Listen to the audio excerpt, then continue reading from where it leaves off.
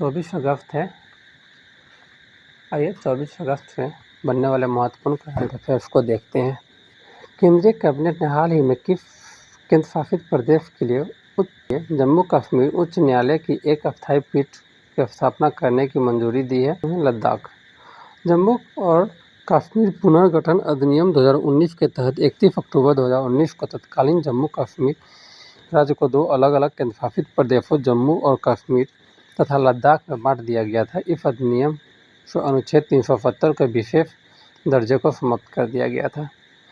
इससे संबंधित मुख्य बातें और तिथियां देखते हैं। 5 अगस्त 2019 विधेयक राज्यसभा में पेश हुआ और पास हुआ। 6 अगस्त 2019 को लोकसभा द्वारा पारित किया गया। 9 अगस्त को राष्ट्रपति की मंजूरी मिली और 31 अक्टूबर 2019 को प्रावधान जमीन पर लागू होता है। जम्मू कश्मीर तथा लद्दाख दो केंद्रशासित प्रदेश बन जाते हैं। 23 अगस्त 2026 को भारतीय विदेश मंत्री डॉक्टर एस जयशंकर किस देश की 2 दिवसीय आधिकारिक यात्रा पर गए हुए हैं? रूस की यात्रा पर गए हुए हैं।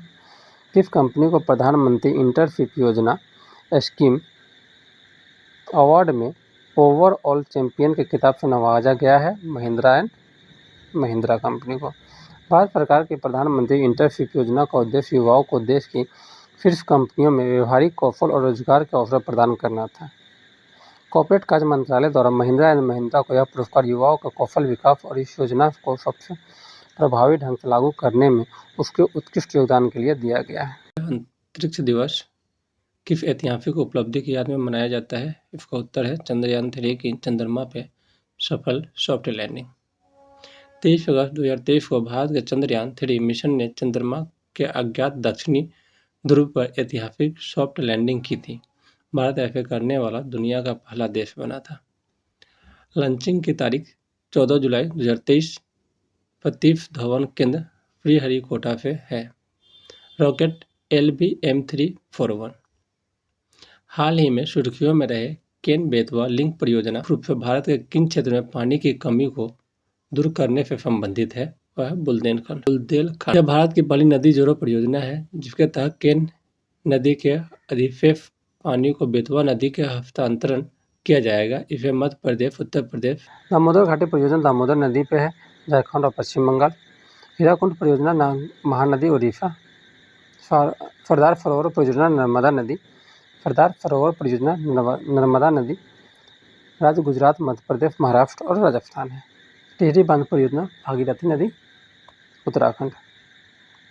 हाल ही में 16 साल और 141 दिन की उम्र में दुनिया का सबसे कम उम्र के पुरुष चार्टर्ड अकाउंटेंट बनकर किसने गिनीज वर्ल्ड रिकॉर्ड बनाया है?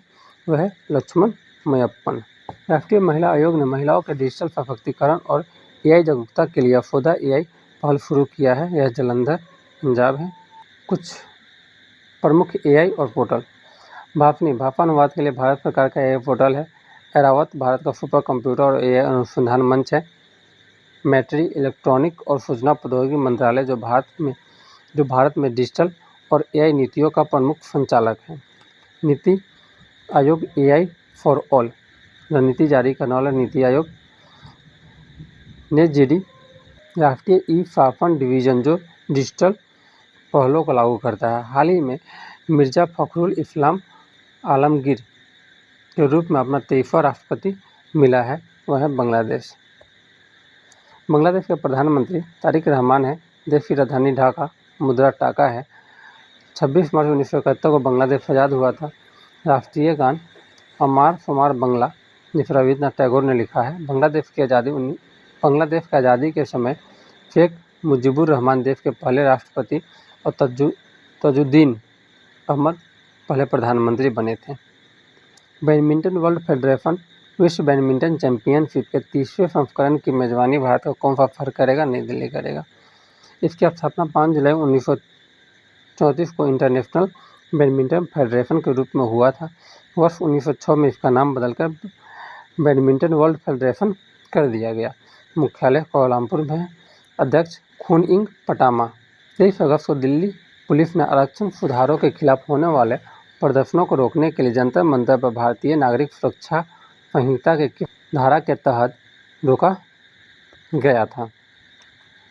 धारा 163 पुराने कानून जिसमें धारा 144 के तहत 5 या उससे अधिक लोगों इकट्ठा होने पर रोक लगाई जाती है, उसे अब नए भारतीय नागरिक सुरक्षा संहिता के तहत धारा 163 कर दिया गया है। दिल्ली पुलिस ने आज इसी धारा का उपयोग कर जंतर मंतर पर बिना अनुमति प्रदर्शन करने से रोक लगाई थी। धन्यवाद।